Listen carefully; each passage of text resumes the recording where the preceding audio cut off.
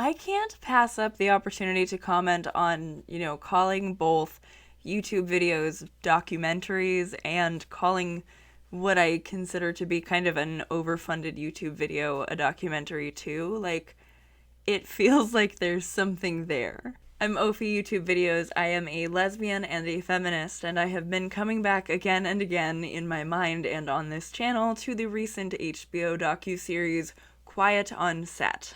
This particular video focuses more on the discourse that formed around the show and continues around it than it does on the contents of the actual documentary itself, which is to say that you don't have to have seen Quiet on Set to enjoy this video, and also that while the docuseries Quiet on Set discusses extremely heavy details of child sexual abuse and exploitation, we're going to be delving much less heavily into the details surrounding this. So while if it is a triggering subject to you, I suggest you find something else. And I do have a lot of other more lighthearted videos that you might enjoy. But if, you can hear conversation about this that is sensitive and balanced, but not gratuitous in details, you might still enjoy this video.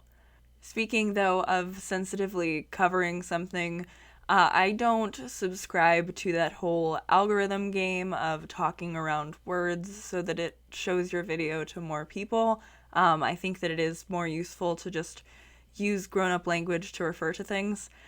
So I would love it if, since I don't subscribe to that, you might consider subscribing to me if you enjoy this kind of content, just to make sure that you're here in the future for the next ones. Also, in this video, I will be mentioning true crime content, though similarly, it's not going to be as detail-driven as, you might expect. I want to mention the true crime thing, though, both as a content warning and to kind of give you a sense of where I stand on some of this, because I am not a fan of true crime, as a genre.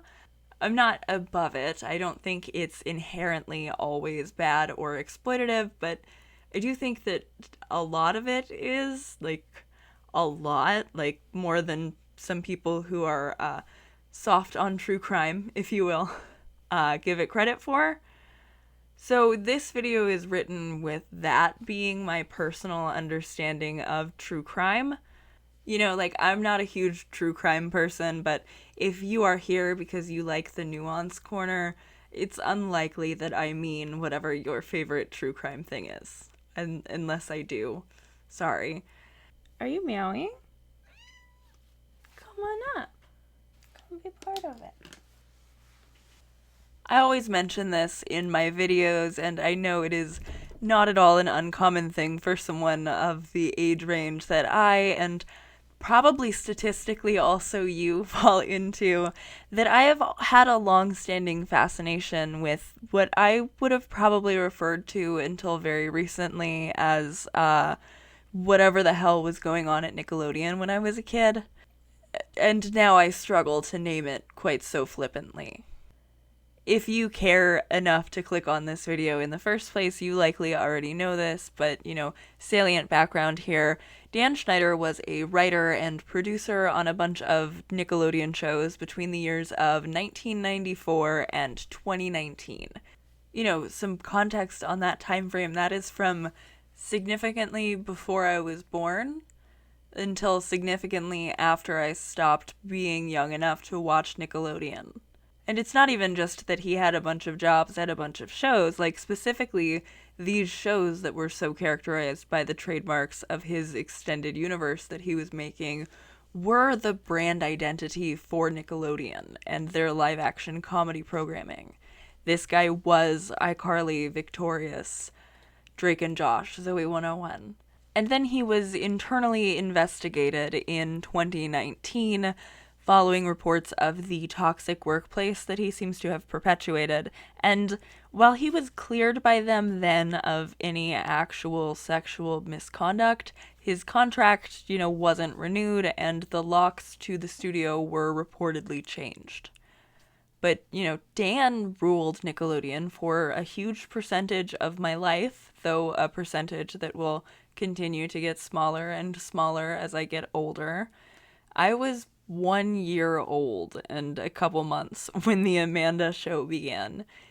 I understand all that references. Some of the actors, especially the ones who sat in the documentary, seemed familiar to me, but most of my understanding from that comes from having much older siblings and having seen the Good Burger movie. I saw a lot of reruns of the Amanda show. I was and remain, to a degree that's likely a little parasocial, very fond of Amanda Bynes for as long as I can remember. Again, something you likely already know, but Amanda Bynes did not sit down to be interviewed for the recent Quiet on Set documentary. When she was asked about it later, she said she wasn't even planning on watching it, and for reasons you likely already understand if you've watched any of my other videos where I have mentioned how much I dislike this documentary, I hope Amanda has not watched Quiet on Set. However, if you were disappointed that she did not sit down for the Quiet on Set documentary because you were hoping for one about Amanda Bynes, it turns out that it doesn't even matter whether or not she wants to authorize one. Literally anyone can do one, just from inside of their house with the same access to the same internet that the rest of us have. No need for primary sources, no need to directly interface with your subject or have something new or interesting to say in the framing of how you're talking about them. No need to care. You can just go find old blind items and recite Twitter beef from a decade ago that somebody has already faced public humiliation for and attempted to atone for, that you have to dredge back up because you weren't personally talking about it when it happened, and if you don't spend a bunch of time holding this person accountable for something they've already stated they are accountable for, your audience might think that you are not making a documentary, because I guess that's part of a documentary, to just say every time that this person did something that I don't like. And the same way that I said that I'm not above true crime, I even more am not above these videos. I have watched these videos. I'm not innocent. I have not, however, made a video where I go through blow for blow on every single public scandal that somebody who's known to have been struggling during those public scandals has gone through. You know, when I made my deep dive about Alexa Nicholas and Eat Predators, first of all, I would never in a million years call it a documentary or anything other than a YouTube video. But second of all, I thought really long and hard about which pieces of what I referred to in my first video as beef I wanted to use, and I only used the ones where the public figure in question had been actively using her purported activism platform to chase those personal vengeances, which just feels a lot more relevant than wasting a bunch of time, just so much time, wasting so much time talking about the "I want Drake to murder my vagina" tweet. She already apologized. We all already understand that she was on drugs. We can move on. As a society, we can move on. But I've watched a lot of these videos because I love Amanda Bynes. I feel fond of and protective over her in a way that I shouldn't, because she is a stranger. But I like her. And I also love YouTube. I love to hear people talk, especially about things that they feel ways that are both complicated and passionate about. Mila Tequila's video about Amanda Bynes from a couple years ago, I remember genuinely enjoying. The video I had in mind when I was bitching a couple seconds ago, however, released very shortly on the heels of the HBO docuseries Quiet on Set, I most certainly did not enjoy. And in part that's because, Amanda Bynes seems in no way to intend to be a public figure at this point in her life. Something that's painted as tragic because since she was a child, we've been conditioned as the audience to expect her to give her everything to entertain us. Something that we don't need to engage in conspiracy rhetoric to see has been damaging to her. On YouTube, however, where she doesn't need to consent to whether or not she wants to be the main focus of feature film-length videos dissecting her public struggles, they run pretty rampant, and I'm not even still talking about the one I just mentioned, which I think you already know who I'm planning on doing a more thorough video about, but later. But I'm holding off on the whole petty university thing. I'm doing some research. To me, though, I feel like there is this interesting duality in what the people who are making these videos, like the ones about Amanda Bynes, just as an example, what they're doing and what they're saying they're doing to themselves as well as to their audience. Because, if you are telling me that it's horrible that TMZ / the paparazzi recorded her and there's like video footage of her on camera saying, please don't record me, do you really have to show that to me to prove your point? I don't know. I think this is a point that does not seem as straightforward to everybody else on the same level that it does in my brain, but maybe that changes if you're thinking of what you're doing as documentary rather than commentary. Maybe when you're providing yourself with that much pressure to be the primary source, you kind of have to justify it. Or, maybe other creators are just a little bit more attached to using B-roll footage than I am. But I don't think that you really get to continue to benefit from the moral high ground over people who gleefully photograph and video capture people while they're struggling if you are just as willing to proliferate that once you have somewhere to do it. Because YouTube videos are not documentaries, and I feel kind of ridiculous even saying that. Maybe you don't even know that this is discourse that exists, but a small but maybe growing number of YouTube creators will refer to their work as documentary in an effort, I think, to both sort of divorce from the whims of YouTube itself in case they have an opportunity to move to another platform, which is reasonable, but also to kind of lend credibility to what they're saying in a way that is, I think, kind of a little bit silly. I say that as somebody who spent months working on a video about something that I haven't even been able to release yet because I want to make sure that this story my friend and I are talking about gets covered responsibly and accurately and fairly. And we conducted like hours and hours of interviews, and that still did not make it a documentary. It just made it a YouTube video we were making that got a lot harder to fully wield and edit. And even documentaries themselves are not meant to serve as, primary sources for understanding of situations or cases. They always are twisted in some form to fit the narrative of the people making it, even if that narrative isn't anything more sinister than just telling an entertaining story. I just think maybe, I get this feeling that somebody making a documentary for a network is maybe a little bit more aware that they're twisting things for entertainment value, maybe, than somebody who wants to present the whole entire case to their audience and is thinking about what would be fun to say does. Returning viewers to my channel already know that I am a fan of nuance, which, is maybe not the most common on commentary YouTube, and to a certain extent, that is to be expected.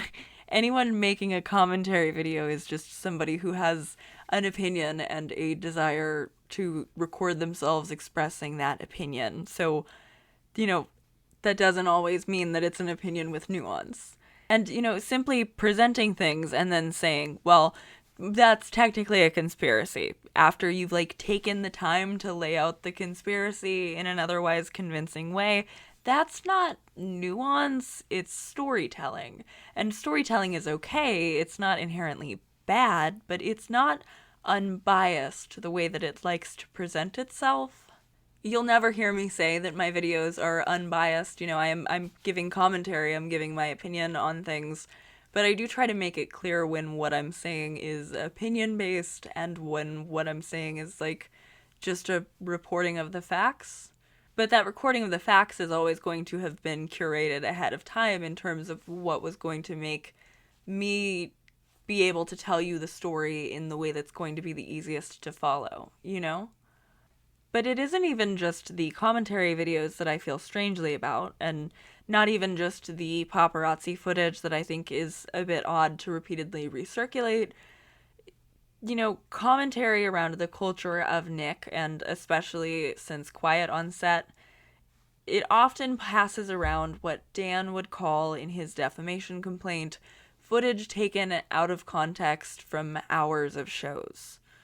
And these images are like, some of them genuinely are shocking. Many of them come from the Victorious era, where there was a tie-in website called The Slap, and many of the actors would record web-only content. Some of this, like, a lot more sexualized than some of the things that were in the shows that aired on network television. But a lot of them also do show things that were on network television and that, to my knowledge, still air in reruns on the network itself. And I remember a few of the things that often circulate in these, like, meaning I remember having seen them as a child. Not the stuff from the Victorious website, I was not a Victorious person, but I remember often thinking that things in iCarly seemed strange and a bit inappropriate, and I remember being aware of what used to be referred to as, like, the foot thing. The allegation that Dan Schneider has a sexual inclination towards feet, and that it is prominently featured in his shows for that reason. This is something that is talked about very, very frequently on YouTube that didn't quite make it into the documentary. Dan even, like, requested on Twitter at one point, allegedly, for fans to write the name of the Sam and Cat show on their feet and send it in to be featured, which is part of why I think him pushing back in his defamation complaint about, you know, I did bad things, but I'm not a sex pest, is a flimsy excuse that does still seem pretty exploitative. You can watch my video about his defamation complaint if you are looking for more information about how he seems to be trying to defend himself on that front. But okay, these clip compilations go around with all of these, like, potentially sexually inappropriate scenes, the sexualization of minors, the fan service episode of Victorious when they're, like, locked in a van and sweating. You'll notice I'm discussing this but not showing it, because after a certain point it's kind of like, how many times do we need to watch a young Ariana Grande be directed to, like, squeeze a potato sexually? To YouTube as a platform also, but in this case I mean, like, to people uploading videos to YouTube and also to people watching those videos, the limit really doesn't exist. It's a train wreck, and it's not illegal to watch.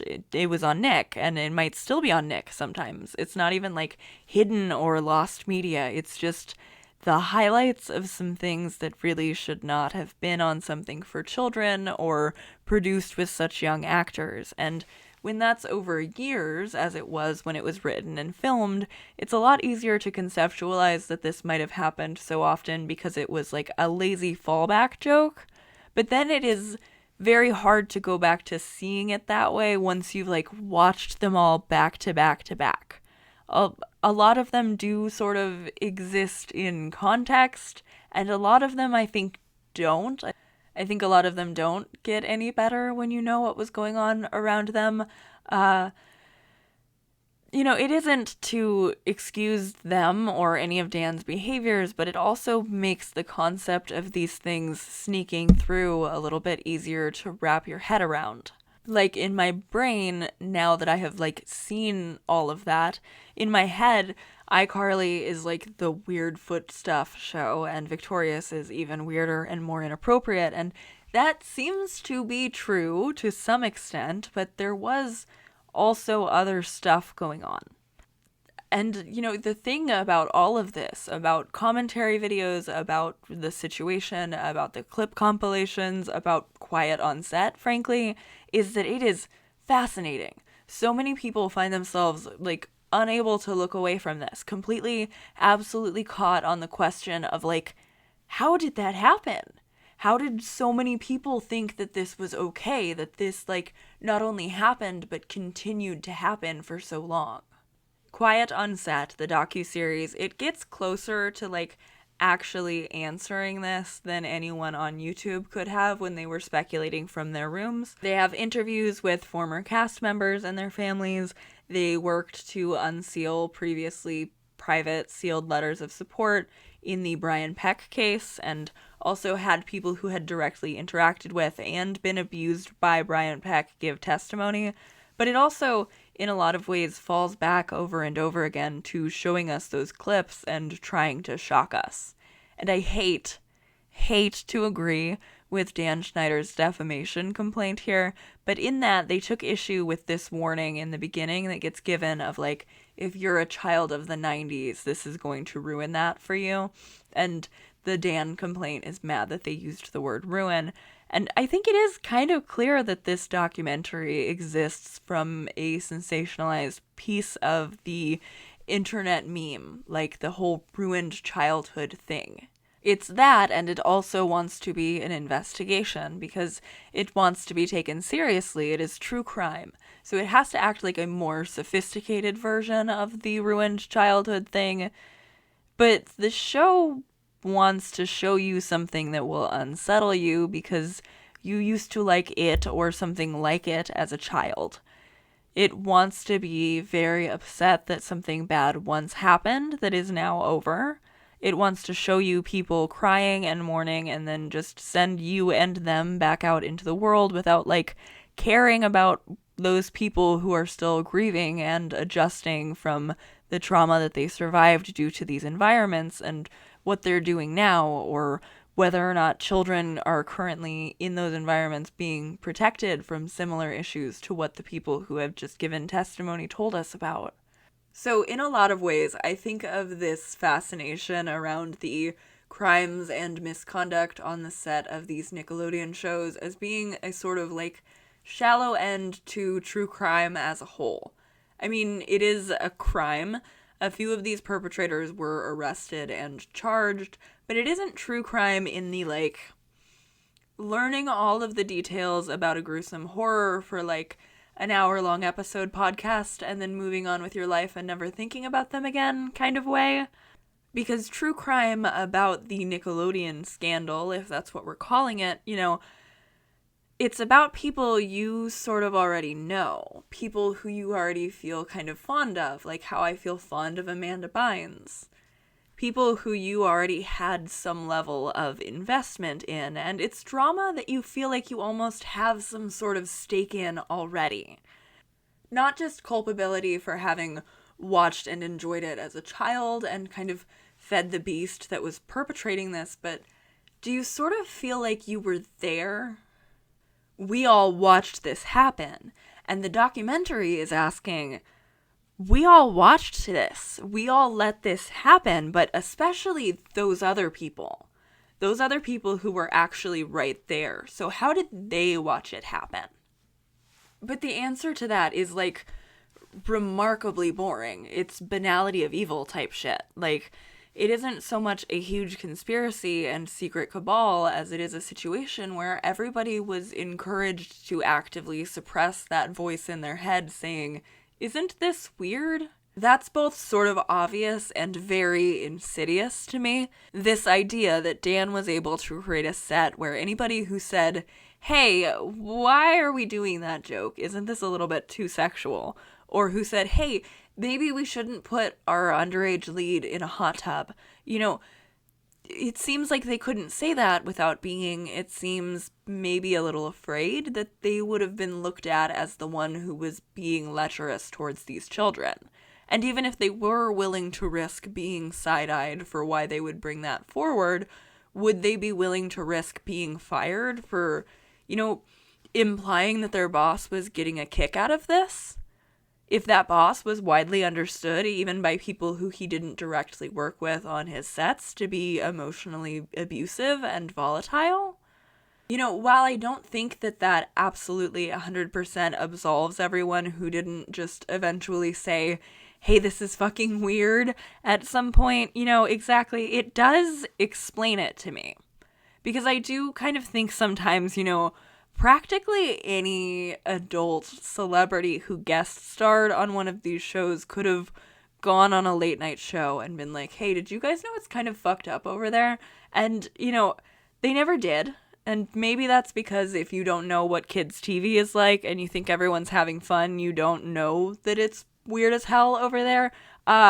Or maybe you just don't want to be opened up to the kind of defamation suit that Dan brought against the directors and distributors of Quiet on Set. As I said right at the start of this video, I do think that some true crime attempts to be thoughtful and nuanced and careful, and so does some Nickelodeon coverage, but specifically the creators of Quiet on Set have directly admitted to being inspired by the coverage of a lot of Nick stuff online, which I think really shows.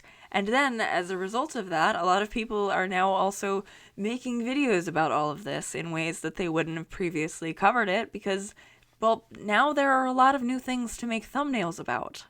Again, I might be part of the problem here.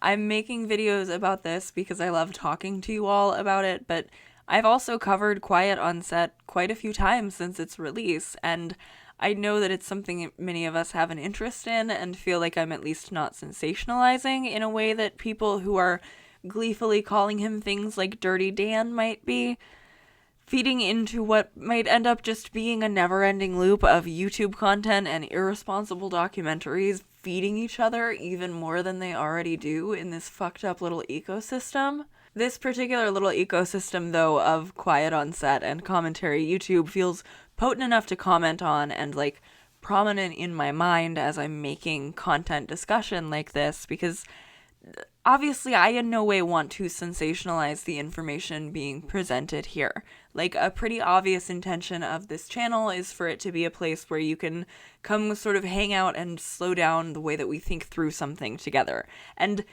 you know, this part sounds kind of morbid, I think, maybe, but if someone had died, do you think that this would be as catchy in terms of compelling clickbait? Or even, honestly, if these abuses had happened to adult women? And to be clear, as alleged in the documentary, some of them apparently did. There's testimony of Dan mimicking sexual acts on a female writer while having her tell stories that are inappropriate for the workplace, stories of him asking for massages and favors in a way that is like the stuff that you hear about in an anti-sexual harassment training at work and go, who's asking for massages? Like, it was him in real life. He was doing that and getting away with it for so long. So why are we being so lighthearted? Does Harvey Weinstein also get funny, tongue-in-cheek, dark humor nicknames? Again, like with the paparazzi coverage of someone asking not to be filmed, when do we start re-victimizing people in the way that we're covering this?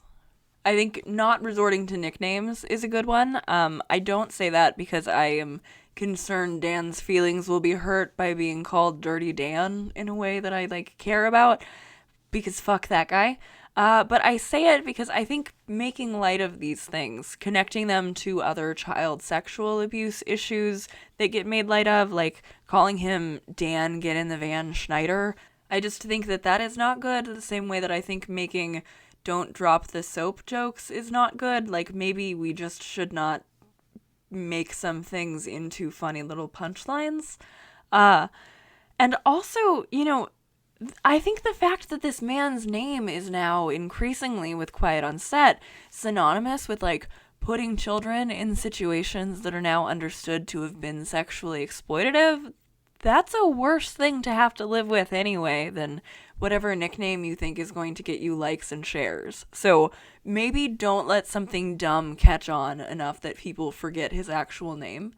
I said this as well in my defamation video. I think not giving oxygen to the conspiracies that tie into potential traumas that have not been shared with us in Amanda Bynes' case, or reigniting rumors of worse misconduct than we're aware of in the case of, you know, Jamie Lynn Spears rumors. I think that's an important aspect of this. Like, I can tell you somebody was pretending to be Amanda Bynes, and she has vehemently denied this. This seems to be where the majority of the rumors about Dan Schneider getting her pregnant and her having an abortion or miscarriage came from, but it has been confirmed that this was just somebody being cruel, so therefore it's not credible. I wouldn't then show you all of the supposed context that was later debunked that this person had provided. I would just, like, assume that we can be on the same page. That if you wanted to go look further into what this person had been claiming, other than the fact that I just told you they were full of shit, like, you can do that responsibly, but I don't need to present their argument like it might have been valid. And I think also, and this point is more relevant with some of the former child actors than others, but as we see with people who are very defensive of both Drake Bell and Alexa Nicholas, we also need to be careful about being able to honor someone as a victim without letting that victimhood act as a smokescreen for other people around them to be hurt. Part of distilling something down into a story that you tell is making a narrative, for your documentary or your YouTube videos. You end up picking who your characters are going to be. And the real world has so many people who intersect in and out of our lives and stories with varying levels of responsibility for the things that happen. But when you're relaying it, there are some choices that you need to make just for simplicity's sake, things that make sense, not to mention for time, not making somebody who was saying lies about somebody into one of the main fixtures of your story, or like how I'm only listing a few people who have spoken negatively about their experiences at Nickelodeon rather than listing every single person who has ever made a complaint. We choose those characters, and when we choose those characters, there's often this near overwhelming desire to paint those characters into good guy and bad guy, which especially I think might come from these internet true crime lessons that we've all been absorbing over the last few years, because those stories all very clearly have victims and villains. And there's a really pretty impossible needle to thread there, I think, if you want to humanize somebody who did something unthinkable while still making it clear that what they did was unthinkable.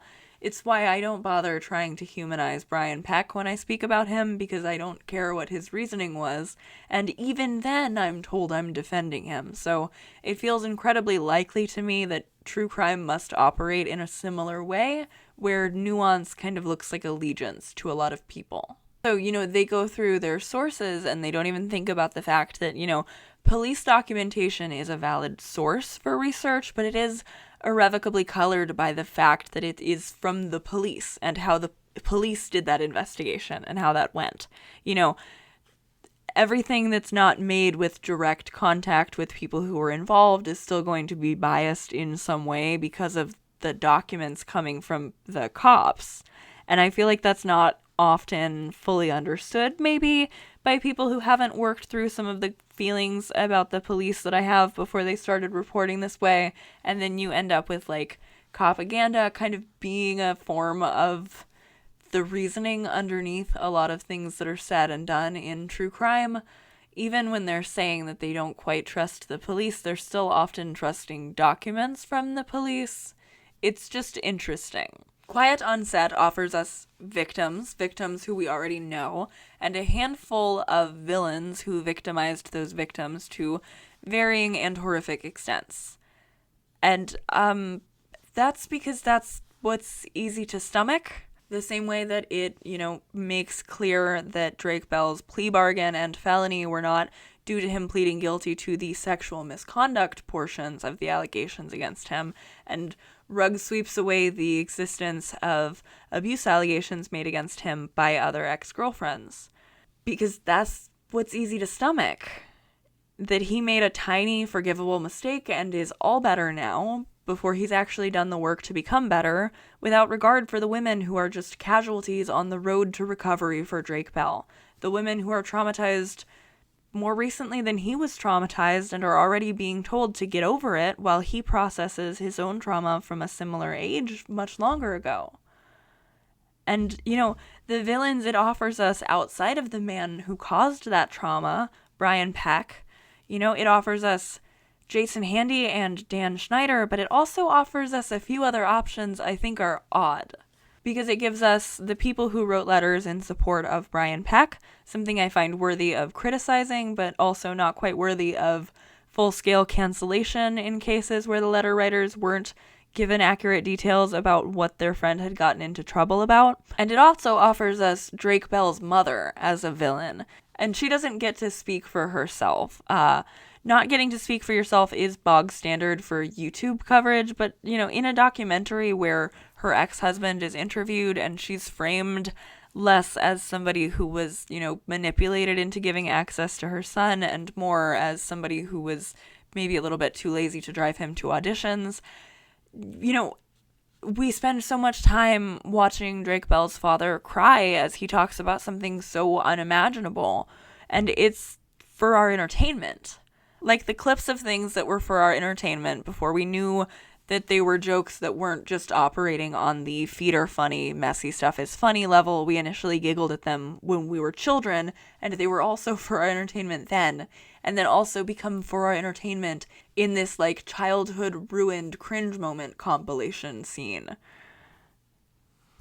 Like how the conditions that our favorite former child actors suffered through to make the shows in the first place was for our entertainment. And so now, then, after we have been entertained by all of this, it feels like the least we can do is bear witness to it, right? We can listen to what they say when they speak up about it. And that works great when they speak up about it in the way that Jeanette McCurdy did in her memoir, I'm Glad My Mom Died, when they get to own and control their own narrative and see enormous and deserved success for it. In theory, that could work great if Eat Predators was not what it turned out being. Back when it appeared that Alexa Nicholas wanted to use her platform to bring awareness to abuse in the industry. And it could even work in Quiet on Set with Drake Bell speaking about the abuse he suffered if that documentary was different. But this doesn't really feel like bearing witness. It doesn't feel like respectfully listening to what people tell us or not, so much as it feels like putting somebody who maybe just wants to live and be a non-famous manicurist under a magnifying glass. Like we are butterfly pinning these former child actors down into the permanent state of arrested development that we feel guilty for having enjoyed in syndication to try to like force an explanation for something that does not have an easy explanation, that does not have a neat little bow tied up at the end of the docuseries, that does not get to be just over with or solved. Not in the way that they process their trauma or in the way that adequate protections are still not in place to ensure child actors of today aren't currently being traumatized in a way that they're going to need to tell us about in a few decades. As you have probably noticed in this video, I'm a lot more interested in what the cultural response to this documentary, our fabrications with it of flawless heroes and mustache-twirling villains, what that says about us, than I am in digging deep into, like, uncovering new information about this that we haven't already been told. I am not a documentarian. I am just Ophi YouTube videos. I hope you also find this interesting. I love chatting with you all about this in my comment section, as long as you're not here to tell me something mean about myself or about Drake Bell's victims being liars or whatever. That will get you comment blocked. I'm gonna compare contrast with Tiger King next, but this would have been like a pretty long segue in the middle of that, and I'm expecting that video is going to be pretty long. So Tiger King will be my next Quiet on Set related video, but expect to see me here talking about some other things before that because my brain can't focus on this and only this. If you're looking for more of me, you can find my Patreon where I have some more videos uploaded and I post more about what's to come at the public tier as well as cat photos and general updates. You can also support me on Ko-fi if you're interested in making just a one-time donation, which would be a huge help. And thank you so much to everybody who already has supported me through Patreon, through Ko-fi, through watching, liking my videos, and subscribing. There are 850 of us as of the night I'm recording this, and that number has been growing very fast lately, and that is so cool and exciting. I love hanging out with you guys. Thank you so much for letting me keep you company for a little bit. Bye.